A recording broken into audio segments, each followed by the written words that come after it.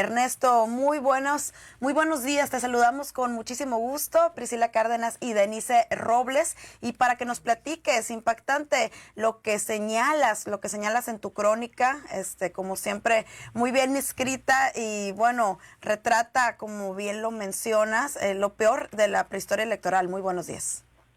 Hola, ¿qué tal? Buenos días, Priscila. Pues sí, la verdad es que mira, muy lamentables, ¿no? Escenas las que se vieron el fin de semana, principalmente el sábado, en donde ocurrieron. Hay que recordar que las elecciones se dieron en dos momentos, ¿no? El sábado una cantidad de distritos, la mayor parte de los estados, 20 entidades en total, y el domingo en las dos entidades restantes. ¿Qué es lo que está eligiendo Morena? Morena está eligiendo a los congresistas que van a participar en el Congreso Nacional de septiembre, en donde se van a elegir al Consejo Nacional, que es un órgano directivo muy importante de Morena, porque será el que tome las decisiones, pues de entrada, por ejemplo, el método de elección y las reglas para la elección de los candidatos, de todas las candidaturas, incluida la presidencial de 2024. Entonces digamos que Morena se está jugando el futuro de lo que va a ser su organización interna, porque se calcula que más o menos 1,5 millones, 2 millones de militantes que acudieron a votar este fin de semana están delegando en esos congresistas la representación para ir a ese gran congreso en donde definirán su futuro. Entonces era algo muy importante lo que ocurrió este fin de semana para la vida interna del partido, y lamentablemente, pues aunque estas escenas, según el dirigente Morena, Mario Delgado,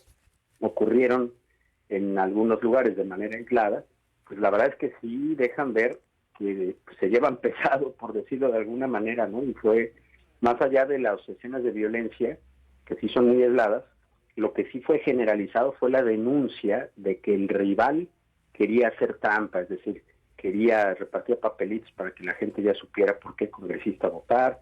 Se denunció mucho por la propia gente morena el uso de estructuras de gobierno en aquellos lugares donde gobierna Morena, el uso de estructuras de gobierno, de funcionarios, de vehículos oficiales para acarrear a los morenistas a las urnas. En fin, una serie de prácticas que la verdad sí hablan muy mal de un partido que por un lado tiene este tipo de vida interna y por otro lado está pretendiendo darle al país lecciones de democracia a través de una propuesta de reforma electoral que dice que busca una democracia auténtica. Entonces es bastante contradictorio su práctica con su discurso.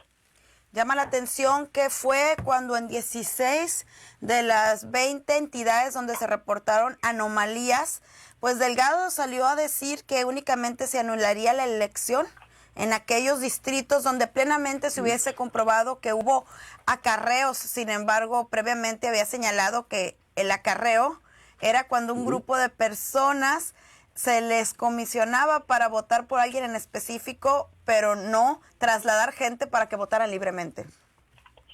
Pues sí, es que fíjate, es bien curioso porque lo mismo decían los priistas. Yo soy mucho más viejo que ustedes.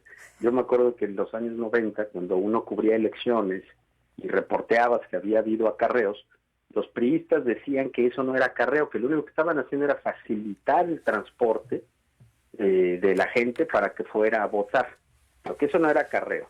Entonces, bueno, eso es un poco lo que está diciendo Mario Delgado, ¿no? O sea, Mario Delgado está diciendo, se permite que cada quien lleve a sus votantes.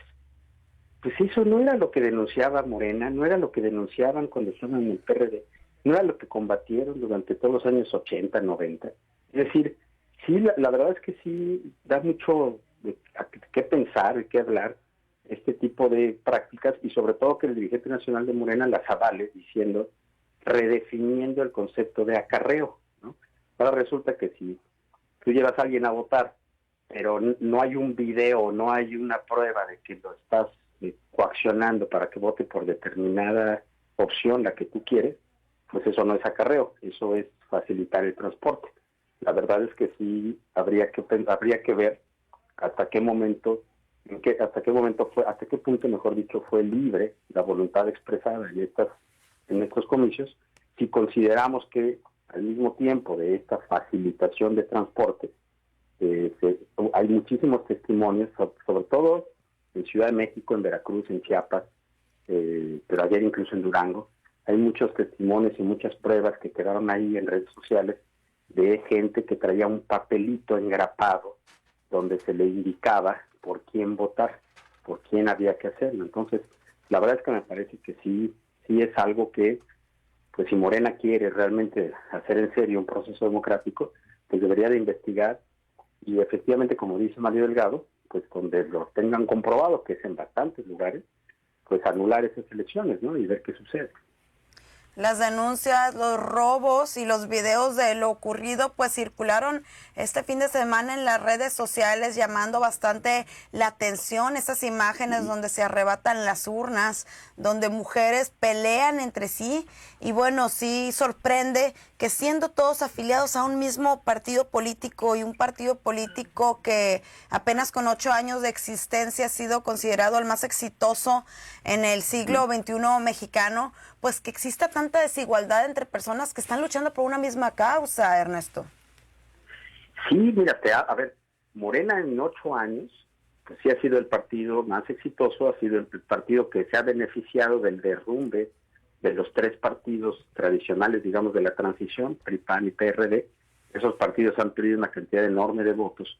Las elecciones del pasado 5 de junio en 6 estados, donde Morena gana 4 gubernaturas, te demuestra que la gente sigue viendo a Morena como una esperanza, como dice su eslogan, como la esperanza de México, frente a partidos que se pudrieron y que ejercieron mal el poder. Entonces, uno esperaría de ese nuevo partido, pues nuevas prácticas. Entonces, haciendo el partido más exitoso, el problema que me parece está ocurriéndole es que el ser dirigente, ser candidato de ese partido, pues es muy atractivo porque prácticamente tienes un pie en el cargo público si vas postulado por Morena. Sonora es un claro ejemplo de cómo los sectores grandes de antes del PRI e incluso del PAN, pues han ido migrando a Morena, y es muy común ver exmilitantes de otros partidos que ahora van por Morena porque saben que es el partido que ahora la está rifando, como dicen los chavos, ¿no?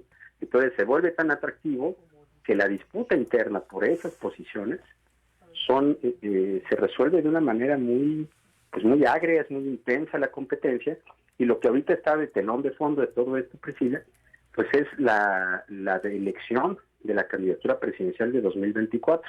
Muchos de los personajes a los que se ha logrado identificar como operadores de estas cuestiones que ocurrieron el fin de semana, pues son operadores de Claudia Sheinbaum, de Marcelo Ebrard o de Adán Augusto López, que son personajes que están trabajando estructuras para impulsar las candidaturas presidenciales de sus respectivos aspirantes. Eso explica la intensidad de la contienda, eso explica que esta contienda a veces llegue a estos grados de una, diría yo, preocupante intolerancia entre personas que incluso militan en la misma causa, ¿no?